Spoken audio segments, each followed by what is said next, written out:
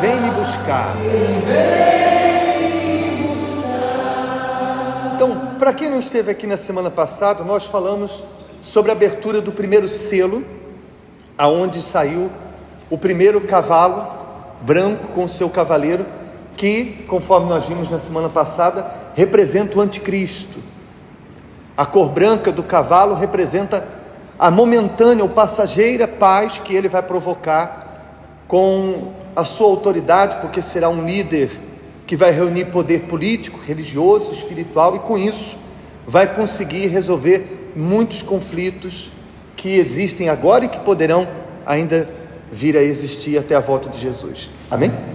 E é justamente quando essa paz estiver acontecendo que vai vir a abertura do segundo selo. No versículo 3, capítulo 6 de Apocalipse, versículo 3, diz assim: e havendo aberto o segundo selo, ouvi o segundo animal dizendo: vem e vê. E saiu outro cavalo vermelho, e ao que estava sentado sobre ele foi dado que tirasse a paz da terra. A paz que o anticristo trouxe aparentemente, e que se matassem uns aos outros, e foi-lhe dado uma grande espada. Quando a Bíblia diz que esse cavaleiro,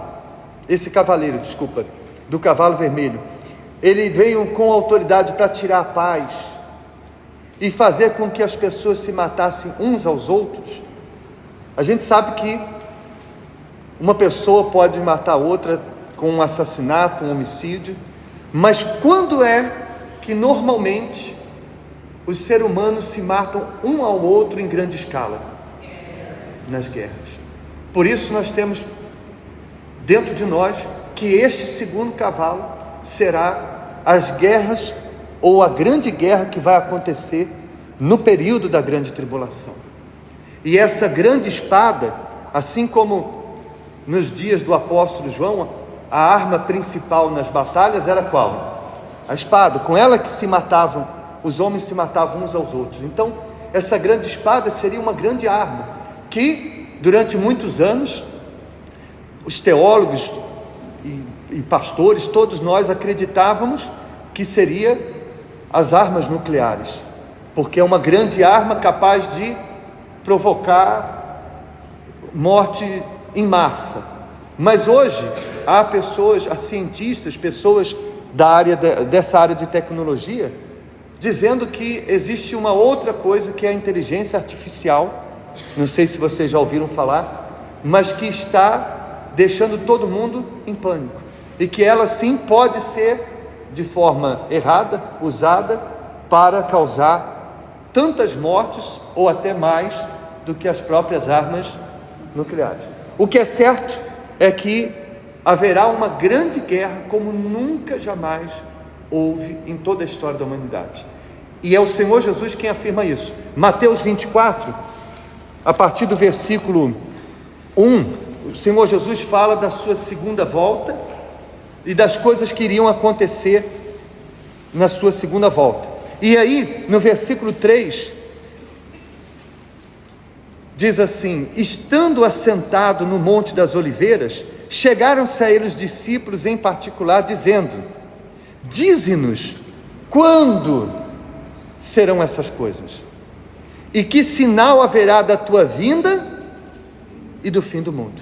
Então, os discípulos foram bem claros na pergunta deles: quando isso vai acontecer? Quais os sinais de que estas coisas que o Senhor está anunciando vão acontecer? Aí o Senhor Jesus começa revelando os sinais. Ele diz, versículo 4: e Jesus respondendo disse-lhes: acautelai-vos que ninguém vos engane, porque muitos virão em meu nome, dizendo: eu sou o Cristo, e enganarão a muitos. E ouvireis de guerras e de rumores de guerras. Olhai, não vos assusteis, porque é necessário que isso tudo aconteça, mas, leia comigo em voz alta, ainda não é o fim. Desde que Jesus disse essas palavras até os nossos dias, já houve centenas de guerras, inclusive as duas mais conhecidas, a Primeira Grande Guerra Mundial e a Segunda Grande Guerra Mundial. E foram momentos terríveis. A gente, quando assiste os documentários da Segunda Guerra Mundial, a gente pensa como é que o ser humano foi capaz, como que as pessoas conseguiram sobreviver a tudo aquilo. Mas tudo isso, Jesus disse, não é o fim. É como se todas essas guerras que já existiram até hoje fosse apenas um ensaio da grande guerra que o cavaleiro do cavalo vermelho irá provocar. Porque esta guerra que vai acontecer no período da grande tribulação, quando o Espírito Santo já não estiver mais sobre a terra, quando a igreja do Senhor Jesus já não estiver mais presente, e o diabo estiver à vontade para destruir a raça humana, pode ter certeza, não é comparável a nenhuma das guerras que já aconteceram, por mais trágicas que sejam. Todas elas, inclusive a que tem acontecido nos dias de hoje, são terríveis, mas a que este cavaleiro vai provocar não tem comparação. Amém? Todas as que já aconteceram, Jesus disse, não é o fim. Ele continua, porquanto se levantará nação contra nação, reino contra reino, e haverá fomes, pestes, terremotos em vários lugares. Mas, leia novamente em voz alta, todas estas coisas são o princípio das dores. Então todas as grandes catástrofes que já aconteceram, terremotos, pestes que já aconteceram, que ceifaram milhares de vidas, todas essas tragédias, períodos de fome que já existiu em toda a história da humanidade, tudo isso, Jesus disse, são apenas o princípio das dores, porque as dores mesmo será na grande tribulação. Ele usa um termo que eu costumo dar o exemplo da mulher grávida. Quem aqui é mãe? Cadê as senhoras que são mães? Então, antes da dor principal, que é a dor do parto, vieram as contrações, não é assim? E o que acontecia? As contrações diminuíam ou aumentavam conforme chegava a época do parto? Então, essas contrações são o princípio das dores, que vão aumentando de intensidade até chegar à dor principal, a dor maior, que é o parto. Então todas as guerras que já existiram, todas as catástrofes que nós já vimos, são os princípios das dores que estão aumentando de frequência, aumentando de intensidade, conforme as contrações da mulher grávida, até chegar o momento em que a verdadeira dor vai acontecer, que será a grande tribulação. Amém? E aí, continuando, Jesus disse, então vos hão de entregar para seres atormentados, matar-vos-ão, sereis odiados de todas as nações por causa do meu nome. Nesse tempo muitos serão escandalizados e trair-se-ão uns aos outros, e uns aos outros se odiarão. Surgirão muitos falsos profetas e enganarão a muitos. E por se multiplicar a iniquidade, o amor de muitos se esfriará, virá a apostasia, que nós já falamos sobre isso. Mas aquele que perseverar até o fim, esse será salvo. E este evangelho do reino será pregado em todo o mundo, em testemunha a todas as nações. E então, leia em voz alta, virá o fim. Repare, ele começou dizendo, não é o fim. Depois ele disse, é o princípio das dores, o princípio do fim. E agora ele diz, aí virá o fim. Só que repare, não é o fim para todos, mas o fim para os salvos. Porque você repare que depois do fim, ele continua dizendo, quando pois virdes que a abominação da desolação, de que falou o profeta Daniel, depois se você quiser ler na sua casa, Daniel capítulo 12, fala sobre este versículo, que é quando o anticristo, o abominável da desolação, vai se instalar em Jerusalém, no templo que será reconstruído, ou construído pelos judeus, lá onde hoje há uma mesquita árabe. Então quando ele assentar lá, o anticristo, Jesus diz, versículo 16, então os que estiverem na Judéia, fujam para os montes. Os judeus daquela região vão ter que fugir, porque eles vão perseguir, o anticristo vai perseguir as duas testemunhas e os judeus.